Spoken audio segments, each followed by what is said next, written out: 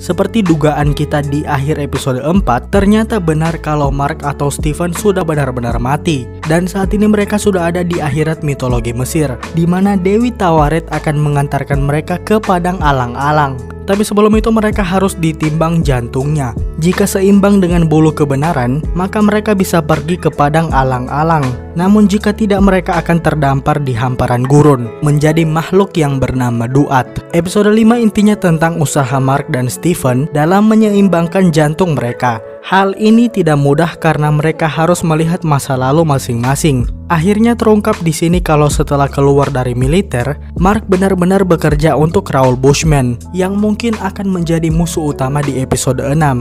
Sementara itu Mark sebagai pembunuh bayaran diperlihatkan dengan orang-orang yang dia bunuh, di mana nanti kemudian mereka akan mencoba menarik Mark dan Stephen keluar dari kapal Tawaret. Di sini juga terungkap masa lalu kelam milik Mark Spector. Sama seperti di komik, Mark merupakan seorang keturunan Yahudi yang punya saudara laki-laki yang bernama Randall Spector. Sementara ibunya bernama Wendy Spector dan ayahnya bernama Elias Spector. Suatu hari Mark tidak sengaja memanggil adiknya untuk bermain ke gua, yang mana itu kemudian menjadi bencana setelah Randall harus tenggelam di gua tersebut akibat hujan. Sejak saat itu ibu Mark terus menyalahkan Mark sebagai penyebab terbunuhnya Randall. Inilah penyebab kenapa Mark bisa mengidap penyakit mental berupa dissociative identity disorder, di mana dia menciptakan kepribadian Stephen untuk menghindari kemarahan ibunya. Karena itulah Stephen selalu merasa bahwa ibunya masih hidup.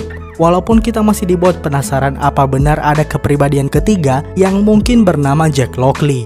Episode ini juga masih menimbulkan tanda tanya, yaitu sebenarnya mana yang asli, alam akhirat Mesir tempat Mark dan Stephen, atau rumah sakit jiwa tempat Dr. Hero merawat mereka. Sekaligus asal-usul bagaimana cara Mark menjadi Moon Knight diperlihatkan di sini, yang mana ceritanya sama seperti dengan di komik, yaitu ketika Mark sedang sekarat di piramida Mesir, Dewa Khonsu tiba-tiba menawarinya untuk menjadi tinjunya. Di akhir episode, neraca timbangan mereka tidak kunjung seimbang. Ini menyebabkan Duat mulai datang untuk menjatuhkan Mark dan Stephen dari kapal Tawaret. Meskipun ingin membantu mereka, tapi Tawaret harus menjalankan tugasnya, hingga Stephen yang harus terjatuh dari kapal dan berubah menjadi pasir. Tapi hal itu justru membuat timbangan Mark menjadi seimbang, dan sepertinya itu karena Mark seperti sudah menerima dirinya sepenuhnya dan tidak mengandalkan kepribadian kedua yang bernama Stephen.